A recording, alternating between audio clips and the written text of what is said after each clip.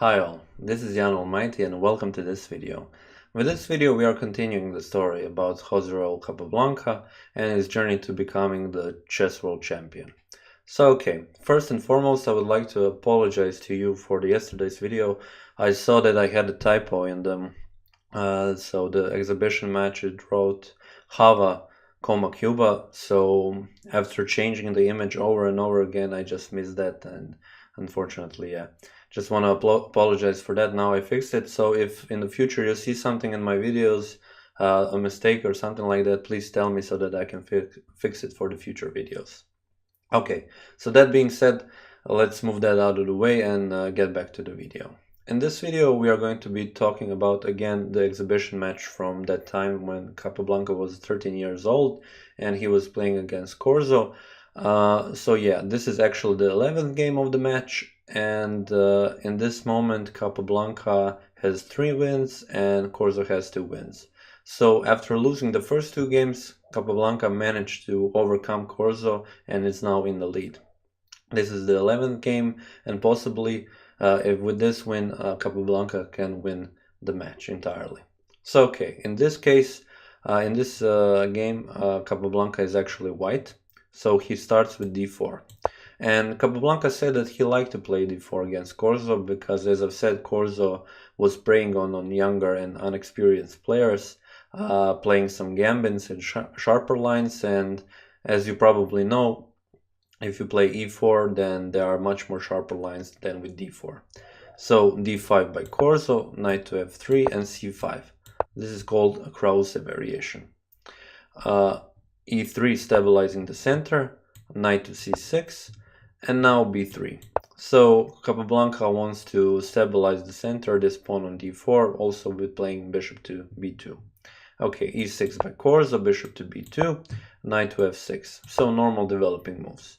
Knight b to d2, and now c takes d4, e takes d4, and now this bishop is protecting this pawn, but it's very limited because the white pawn is actually blocking him from entering the game even more. The better idea would have been maybe in some situations if white could have taken on c5 so that this bishop could slice through this diagonal, and probably black would go castle kingside, and this bishop would be a much better asset in that situation.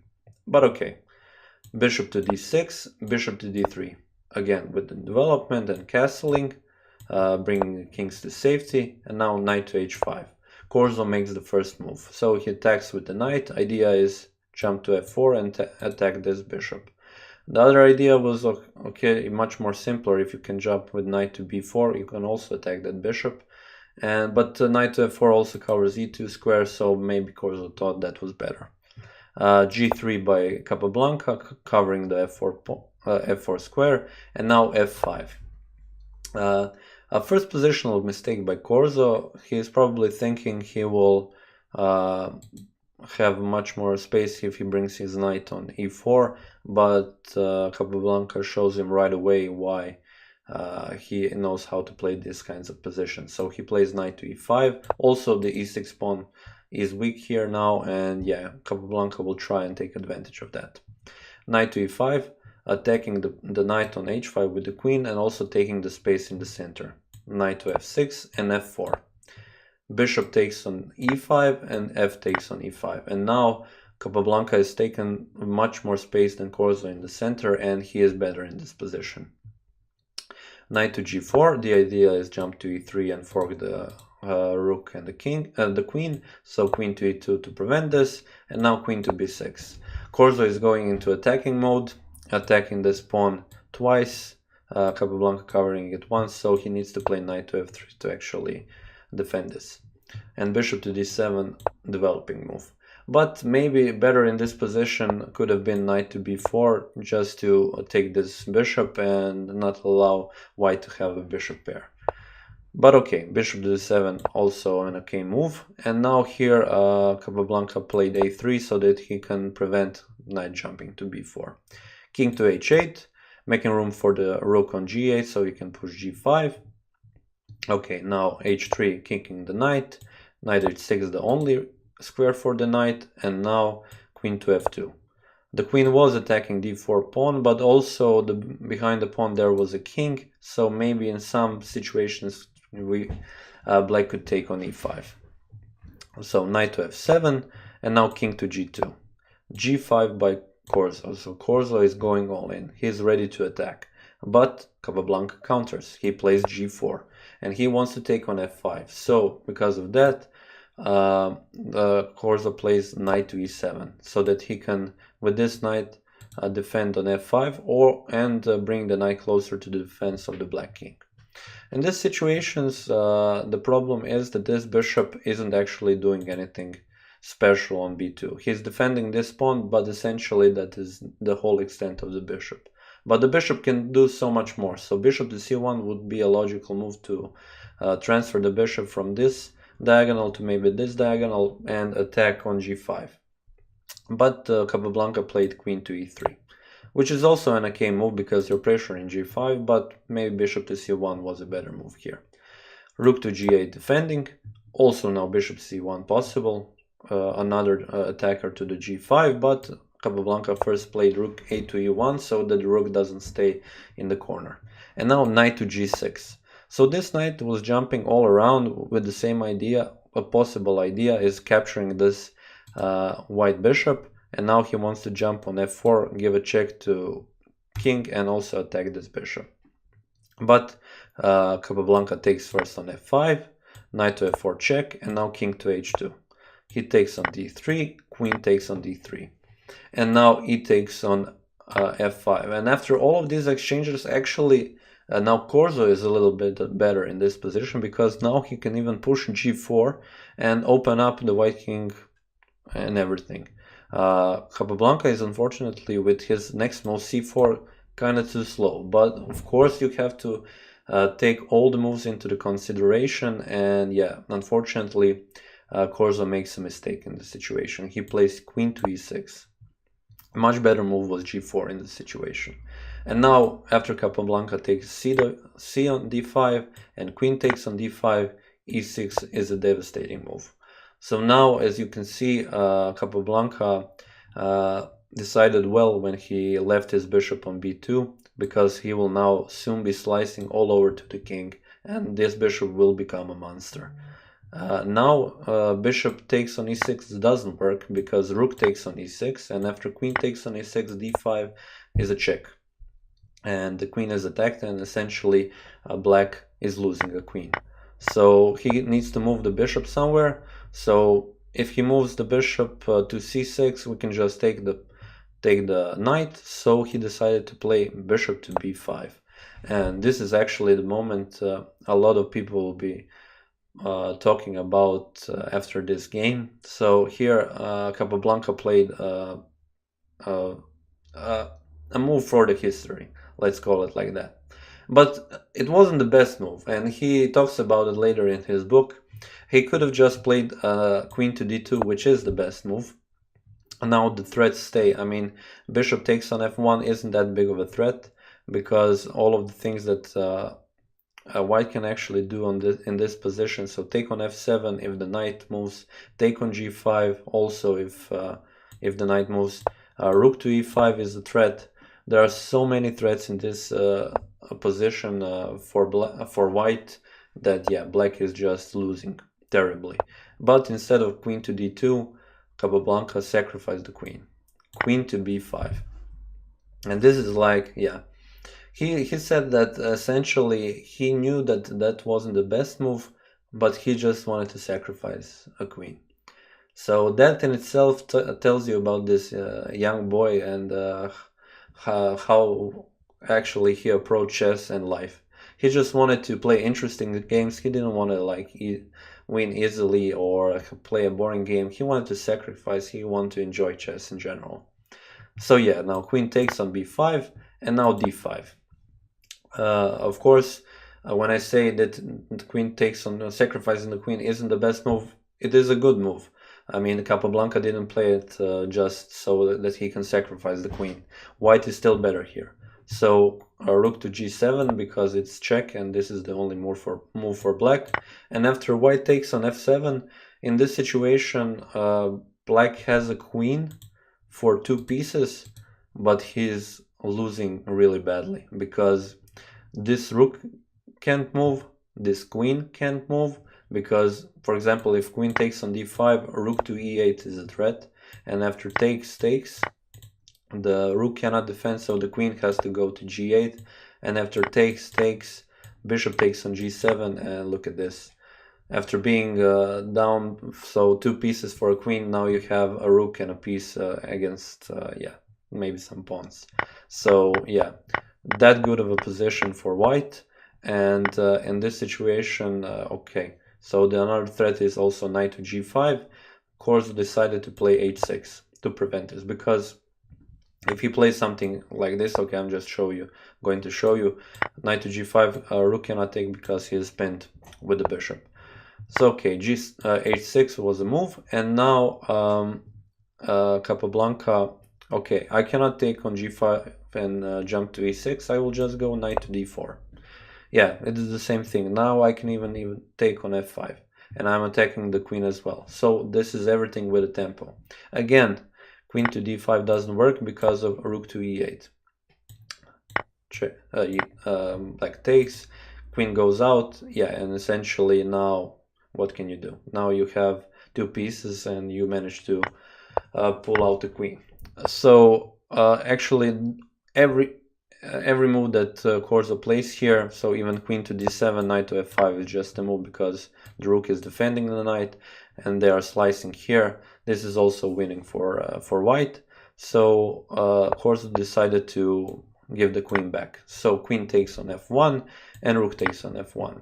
This way Corzo got some breathing space in the end, because now he can actually take on f7.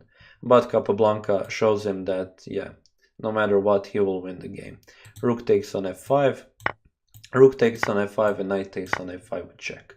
King to h7, and now a very good positional move and move for the endgame. Knight to e7. You can now see how good this knight and this bishop work together. This bishop is slicing this diagonal, and this knight is helping by covering these squares, and this king cannot come closer. And this is a passed pawn which will soon be pushed to a queen. The only thing he could play, black, is actually he needs to push the pawns so that he can go around with his king and come closer to the knight and to the pawn. So now first Corzo played rook to f8, so the threat is rook to f2, so that he checks the king and picks the bishop up. So of course Capablanca sees this and he moves the king closer, and now h5. But too slow for Corzo, Capablanca plays d6. g4, h takes g4, h takes g4, and now bishop to e5. Now the idea is to push d7 and put the bishop on c7 so that he can cover d8 square, so white can promote. King to h6, trying to come closer with the king, and now d7.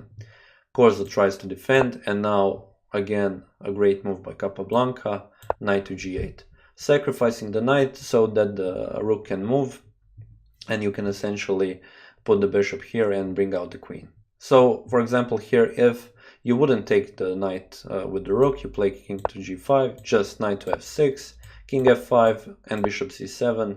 This pawn is defended, and yeah, essentially you have to give up your rook no matter what. So if we go back, in this position Corzo took the knight, and now bishop to f6, covering the d8 square, king to g6, and d8 queen.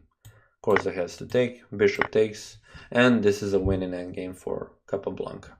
Okay, Corzo still wanted to play a little bit, so he played 15 moves, so I will just quickly go over them, and in some situations I can even show you that there are some moves you need to play to actually win the game. So b5, taking space on the queen side, but Capablanca brings the king to this side because the pawns are on this side.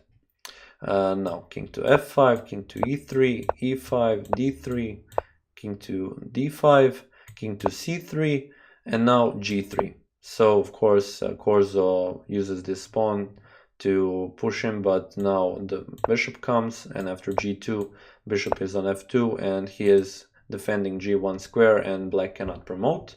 He moves a5 because also the pawn was attacked on a7, and now Capablanca plays b4, and now king to e4.